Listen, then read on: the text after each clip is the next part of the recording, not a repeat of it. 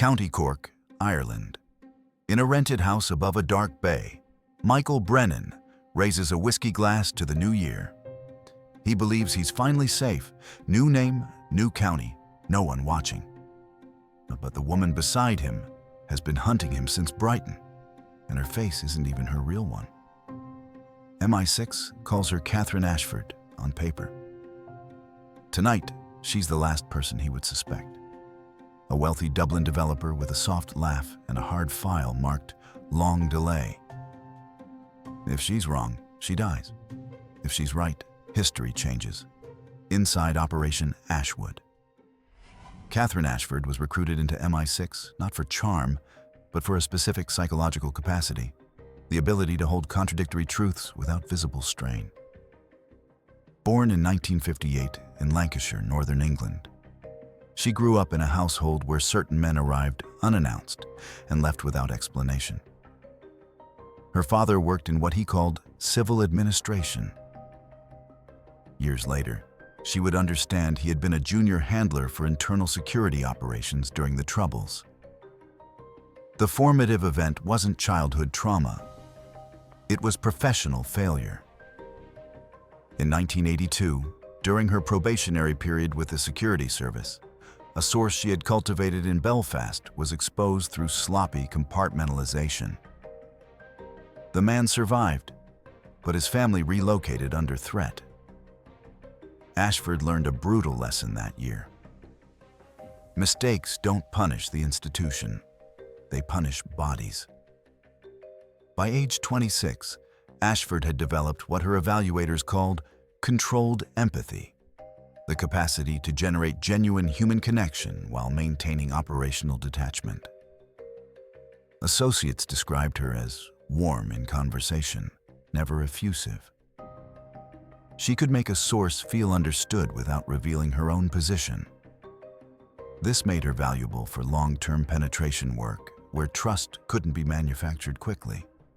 The skill had a clinical designation in training documents: relational access under sustained legend. In October 1984, the Provisional Irish Republican Army detonated a long-delay explosive device inside the Grand Brighton Hotel during the Conservative Party conference. The bomb killed 5 people and narrowly missed British Prime Minister Margaret Thatcher. The device had been planted weeks earlier, hidden inside a bathroom wall, designed to detonate during the conference when maximum casualties could be achieved. What distinguished this attack wasn't just the target. It was the engineering. The timer mechanism demonstrated technical sophistication. A long delay circuit that could remain dormant for weeks without degradation. Intelligence analysts identified the bomb maker as Seamus Doherty, an IRA specialist known for precision work. Doherty had built devices before, but nothing with this level of patience. After Brighton, he vanished. Within months, MI6 assessed he had crossed into the Irish Republic and disappeared into sympathetic networks across rural counties where British intelligence had limited operational reach. For Ashford, Brighton became an obsession. She read intercepts, studied procurement patterns, analyzed the technical schematics recovered from other Doherty devices.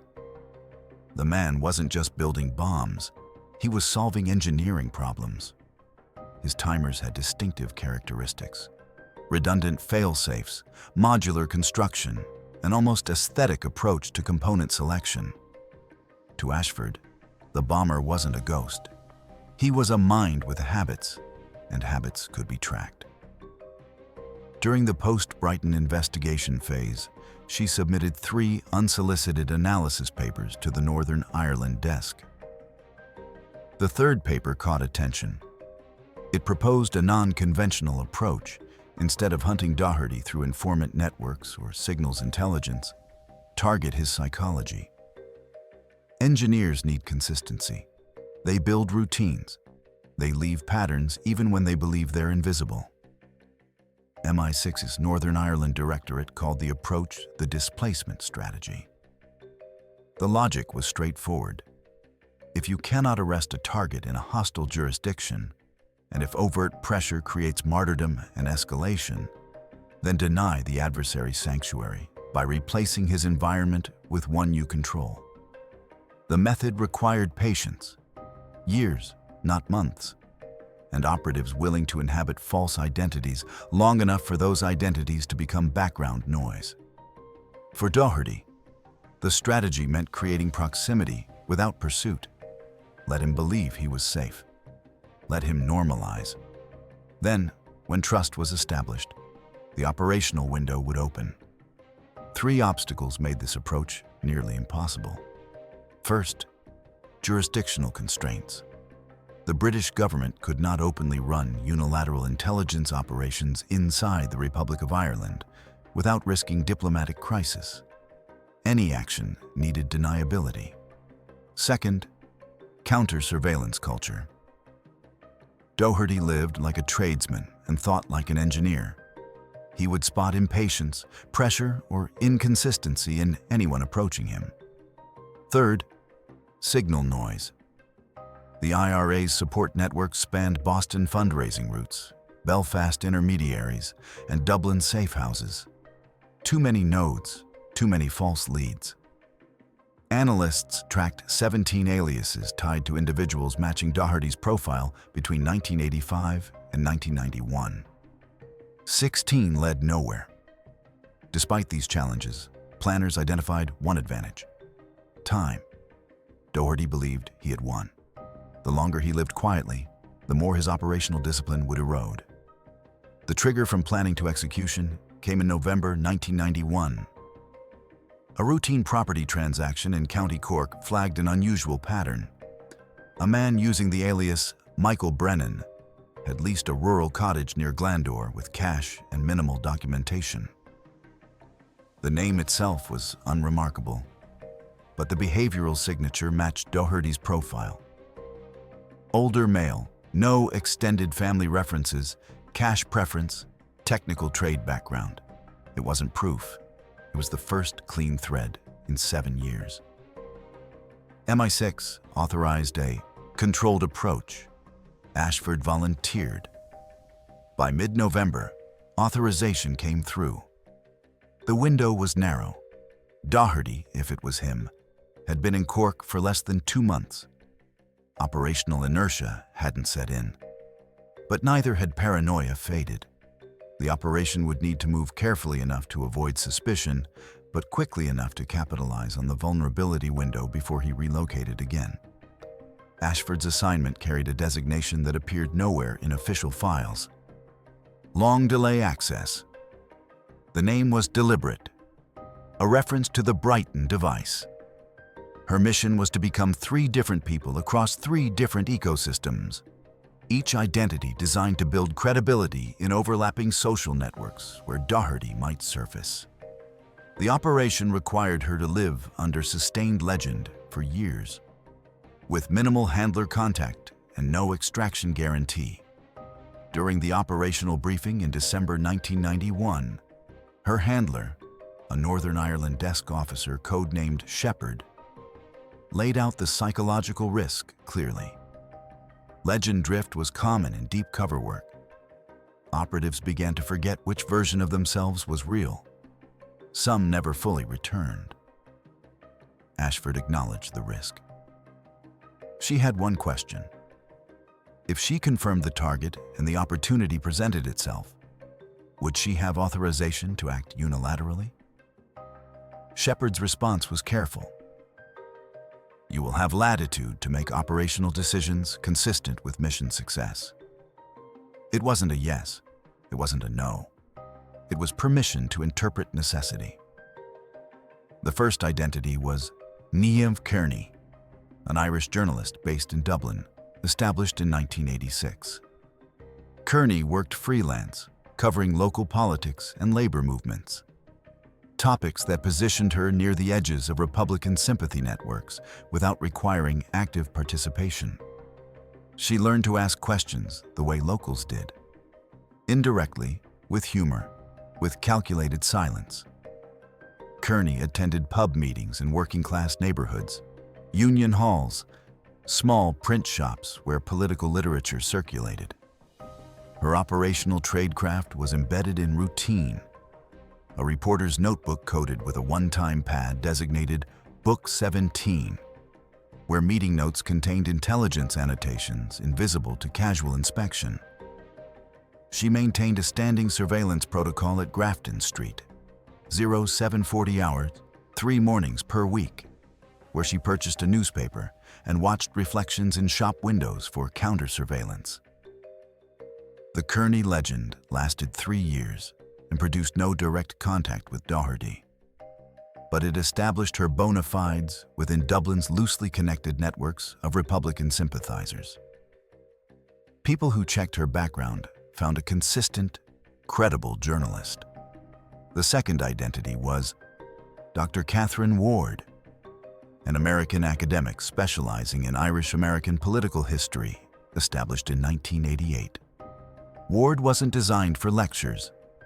She was designed for proximity to diaspora fundraising circles in Boston and New York, where IRA financing networks operated. Ward attended conferences, cultivated relationships with exile community leaders, and positioned herself as a sympathetic but non-operational observer. Her cover allowed travel between the United States and Ireland without suspicion. The operational benefit was access to a different information stream. Ward heard rumors about personnel movements, leadership disputes, and individuals who had gone quiet. During this phase, Ashford maintained a surveillance log keyed to 3 call signs: Lark, Harbor, Candle, to separate rumor from actionable signal. Lark referred to confirmed IRA operatives. Harbor referred to logistics facilitators. Candle referred to technical specialists. In 2 years under the Ward legend, she identified 4 individuals in the Candle category, none of whom matched Doherty's profile. But the work established her as a known, trusted presence in networks where information about technical specialists occasionally surfaced. The third identity was Catherine Ashford, a Dublin property developer established in early 1991. This legend carried the highest operational risk because it required visible wealth and professional credibility. Ash operated through a controlled front company with 2 bank signatories. One legitimate Irish businessman who believed Ash was exactly who she claimed, and one MI6 financial officer operating under commercial cover. The property development work was real. Ash reviewed contracts, attended planning meetings, managed small projects in counties outside Dublin.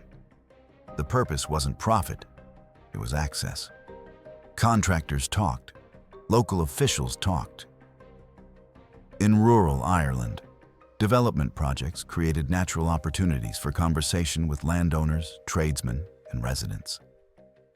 Ash maintained a safe apartment in Dublin with a secondary exit and a radio check-in protocol every 48 hours. If she missed 2 consecutive check-ins, Shepard would assume compromise and initiate extraction protocols. The Ashford legend was designed for one specific function: to provide a plausible reason for Ashford to be in County Cork when the Brennan alias surfaced. The team structure remained lean by design. Shepard operated from London and maintained the only direct communication link with Ashford. A liaison officer, codenamed Bridge, managed sensitivities with Irish authorities, not through formal cooperation, but through careful avoidance of actions that would force Dublin to acknowledge British operations on their soil. A small technical cell provided document support, financial backstopping, and signals infrastructure, but never met Ashford face-to-face. Compartmentalization was absolute. Each team member knew only their functional role to prevent catastrophic compromise if any element was exposed. The planning consumed 8 months. By November 1991, all 3 legends were active and credible. Ashford had 6 weeks before Doherty might relocate or before local Garda scrutiny might disrupt the fragile operational environment. County Cork, November 1991. The Michael Brennan alias surfaced through a mundane transaction.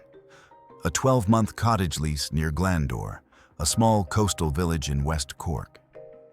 The property owner, a farmer supplementing income through rentals, later recalled Brennan as quiet, polite, and uninterested in negotiation.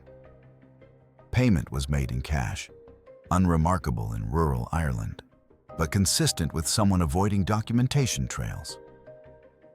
The cottage itself was isolated, a single-story structure on elevated ground with clear sightlines to the access road. The configuration suggested operational awareness. Within 48 hours of the transaction being reported through routine property records, MI6 flagged the pattern.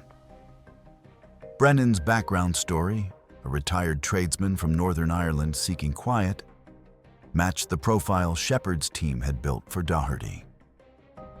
Two indicators stood out. Brennan claimed to have worked in electrical systems, and he had no verifiable employment history beyond vague references to contract work.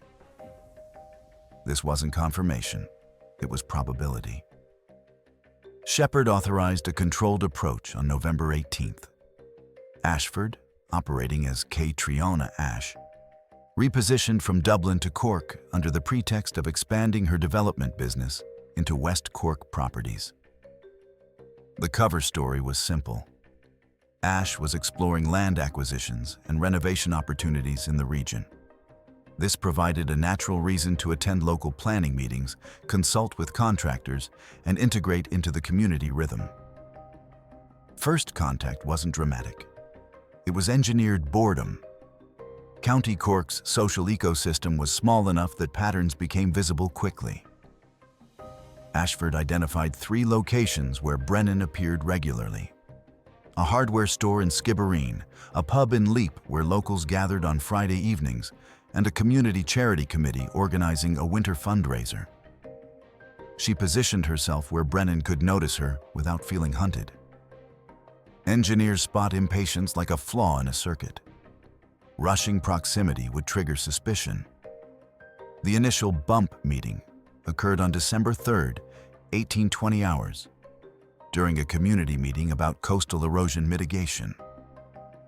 Ashford arrived as Ash, the developer interested in how planning regulations affected property values. Brennan attended because the issue affected his cottage access road. The meeting was bureaucratic and dull, perfect cover for low-stakes interaction. A minor dispute arose over boundary line interpretations. Ashford offered a polite comment that diffused tension with humor. Brennan smiled. They spoke briefly afterward. Surface pleasantries, nothing operational.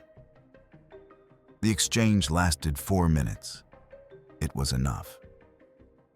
Ashford had established herself as someone present in his environment for logical reasons, someone who didn't ask questions or show excessive interest. Over the next 3 weeks, Ashford calibrated her presence carefully. She appeared at the same pub on Friday evenings, sitting at the bar with a book, occasionally joining group conversations, but never dominating them.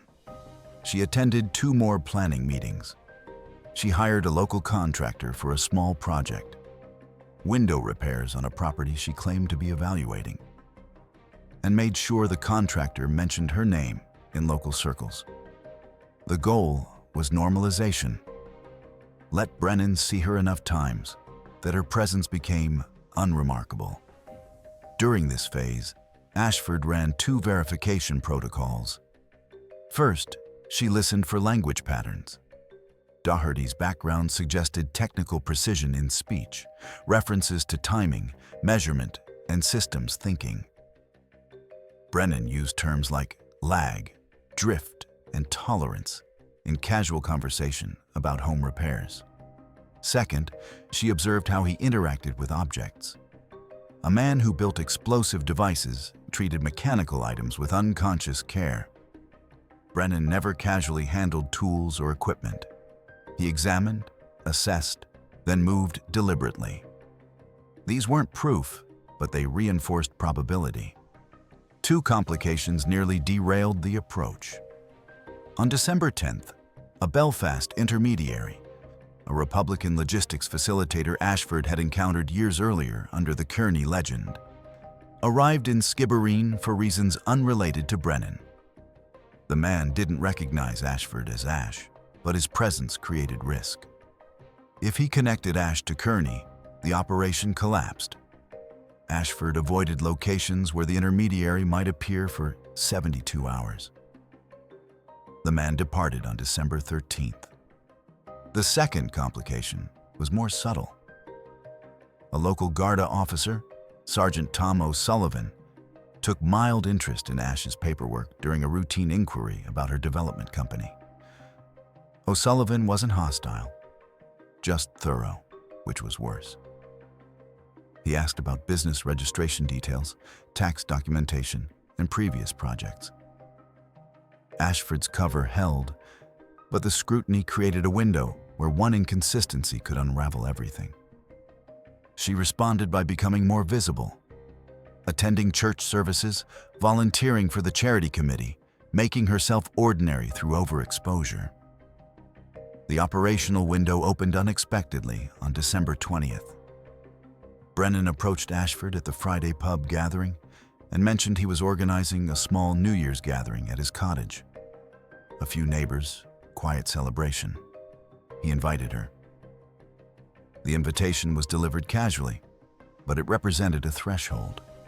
Brennan was bringing her into private space. This suggested trust, or at least comfort. Ashford accepted without hesitation, but inside the calculation shifted. A private setting meant operational opportunity, but it also meant isolation. If Brennan suspected anything, there would be no witnesses and no backup.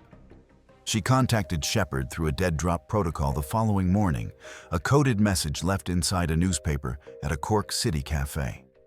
The message was, brief, threshold crossed, final phase authorization required. Shepard's response came within 18 hours. Latitude confirmed. Verify first. December 21st through 30th. Ashford spent this period finalizing verification while maintaining her Ash persona. She needed absolute certainty. The intelligence case was strong. Behavioral patterns, technical language, background gaps. But operational killing required proof. The verification phrase came from Brighton itself. During the post-attack investigation, analysts had recovered fragments of Doherty's timer mechanism. One component bore a handwritten notation, LDLM, shorthand for long delay, long memory. The phrase had appeared in intercepted communications years earlier, used by Doherty as a technical joke about devices that remembered their activation time. It was obscure enough that only someone with direct knowledge would recognize it. Ashford decided to deploy the phrase during the New Year gathering. If Brennan reacted with recognition, she had her confirmation. December 31st, 2300 hours. The cottage was warm. 6 people had been invited. 4 arrived. Music played low. Traditional Irish folk recordings. The coastline beyond the windows was black, except for scattered lights from distant homes. Ashford arrived at 2310 hours, early enough to control small variables. Where she sat, what she touched, what was visible. She had conducted a final operational check that afternoon. No surveillance indicators, no unexpected visitors. Shepard had confirmed via the 48-hour radio protocol that extraction routes remained clear. The abort signal was simple. Shepard would call Brennan's cottage line at 0012 hours, a wrong number that would give Ashford justification to leave if uncertainty remained. 2340 hours. Conversation remained light. Neighbors discussed weather, local politics, the charity committee's progress. Brennan was relaxed, more open than Ashford had seen him in previous encounters. He spoke about his cottage repairs, his satisfaction with the quiet, his belief that Cork felt like home. At 23:57 hours, he stood to prepare a toast. Glasses were refilled. Brennan raised his whiskey and began speaking about new beginnings, about leaving the past behind, about building something that lasted. His tone carried the confidence of a man who believed the threat had passed. Ashford watched his face carefully. She had 90 seconds before midnight. 0000 hours. Fireworks erupted in the distance, Skibbereen's modest celebration echoing across the bay. The sound provided cover for small movements and decisions. During the noise, Ashford leaned toward Brennan and made a comment about the cottage repairs they had discussed weeks earlier. She used the phrase deliberately. "You've got a good sense of timing, long delay, long memory for getting things right." It was delivered. As a compliment about his patience with renovations, innocuous to anyone else in the room. Brennan's reaction was instant and involuntary. A brief smile, a flash of recognition, then a controlled reset. The smile wasn't just acknowledgement. It was the response of someone hearing an inside reference they thought no one else would understand. The verification window lasted less than 3 seconds, but it was enough. Ashford had her confirmation. Seamus Doherty was alive, living as Michael Brennan, believing he was safe. 0012 hours. The phone in the cottage rang. Brennan answered. A man's voice apologized for a wrong number. Brennan returned to the group. Ashford remained seated, composed. Shepherd had given her the abort option. She didn't take it. The decision wasn't emotional, it was operational. Doherty represented ongoing threat capacity. He could build devices again. He could train others. Courts couldn't touch him across the border. Extradition was politically impossible. The calculation was clean. Remove the threat or accept that future attacks might carry his signature. The method had been planned months earlier, reviewed through operational channels that left no written authorization, but provided what Shepherd called interpretive latitude. 0018 hours. Ashford excused herself, citing an early morning appointment in Cork City. She thanked Brennan for the invitation. He walked her to the door. They spoke briefly about meeting again in the new year. She smiled, wished him well, and left. The drive back to her safe apartment in Cork took 40 minutes. She filed her final operational report at 0200 hours using a one-time cipher. Verification complete. Threshold confirmed. Long delay resolved. The language was deliberately opaque. The next morning, January 1st, 1992, Michael Brennan would be found dead in his cottage. An apparent heart failure, common in older men with no medical history on file. No autopsy would be requested. No investigation would follow. The method remained classified, but the operational outcome was documented in MI6 files under a euphemism analysts used for unsanctioned actions. Natural conclusion. By 0800 hours on January 1st, a neighbor arriving to return a borrowed tool discovered Brennan unresponsive. Local Garda were notified. Sergeant O'Sullivan arrived at 0930 hours and observed a scene consistent with sudden cardiac arrest. The body positioned naturally. No signs of struggle, no evidence of trauma. Brennan's identification documents showed a Northern Ireland address and minimal background. O'Sullivan noted this in his report, but saw no indication of foul play. The body was transported to Cork University Hospital for routine examination. The attending physician recorded cause of death as myocardial infarction, likely related to undiagnosed coronary disease. No family contacts were located.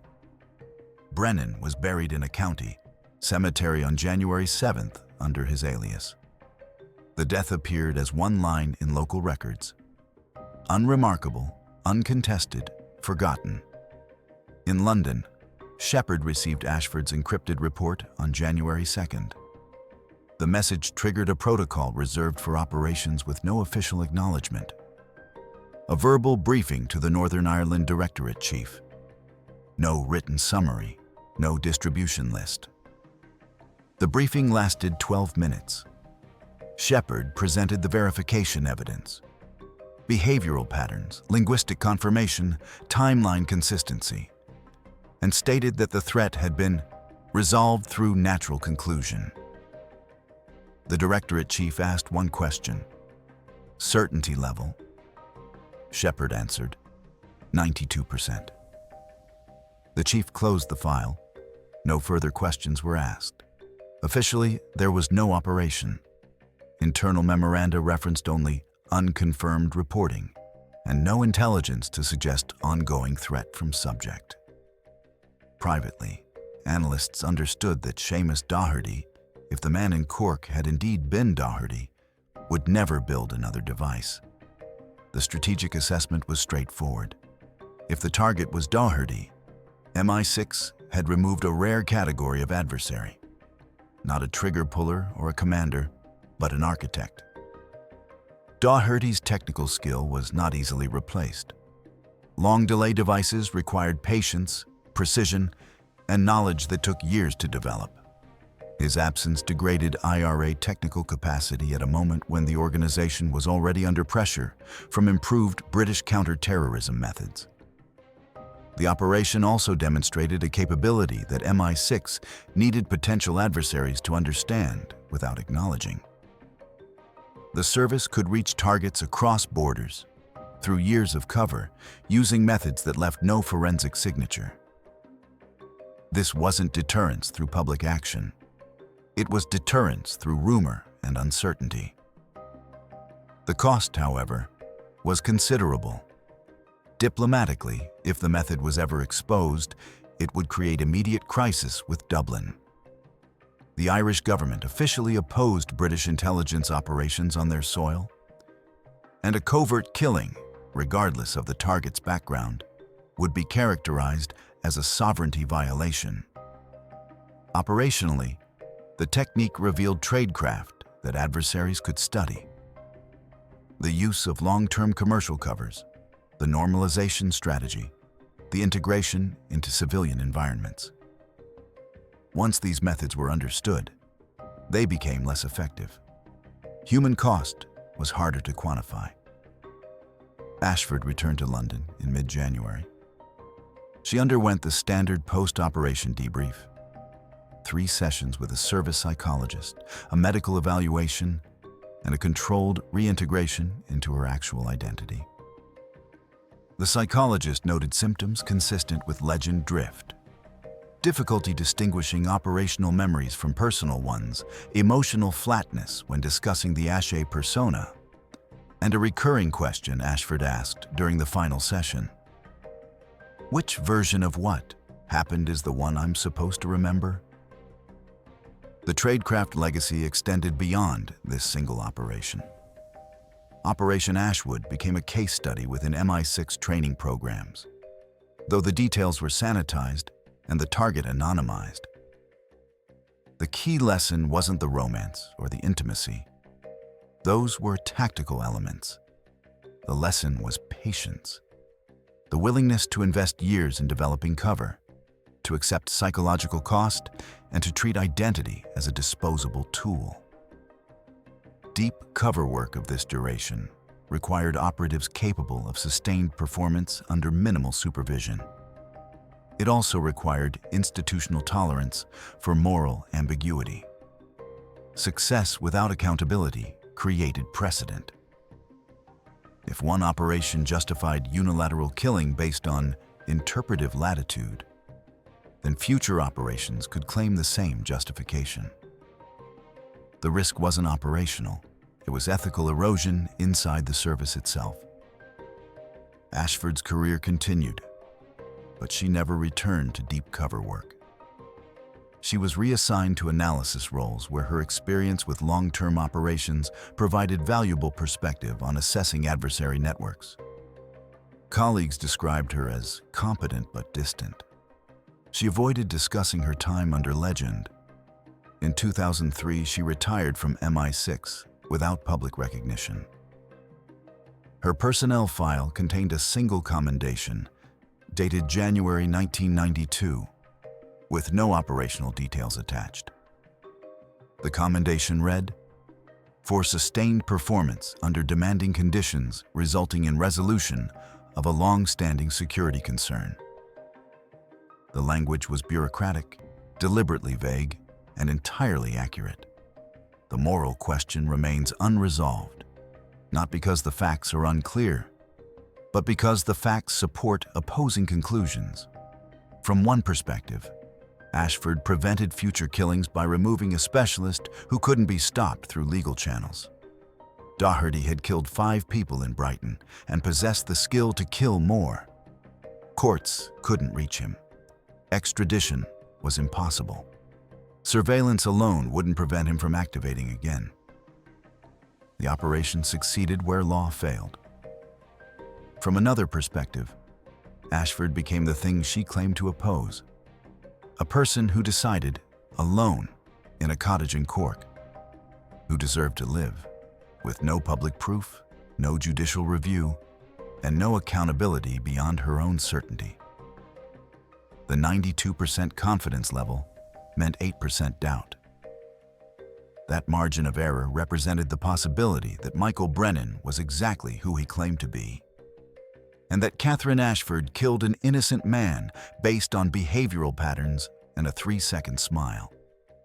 The answer reveals more about your worldview than about Ashford or Doherty. If you believe state power must operate within legal constraints, even when those constraints protect dangerous individuals, then Operation Ashwood was murder with bureaucratic cover. If you believe security services exist precisely to act where law cannot reach, then the operation was justified prevention. The tension between these positions cannot be reconciled through more information. The facts are complete. The judgment remains yours. What's your take? Was this justified prevention or state-sanctioned murder? Drop your perspective in the comments. If this story made you reconsider where operational necessity ends and accountability begins, hit that like button and share this with someone who needs to see it. Because in the shadows, the hardest question isn't whether you can reach someone, it's whether you should.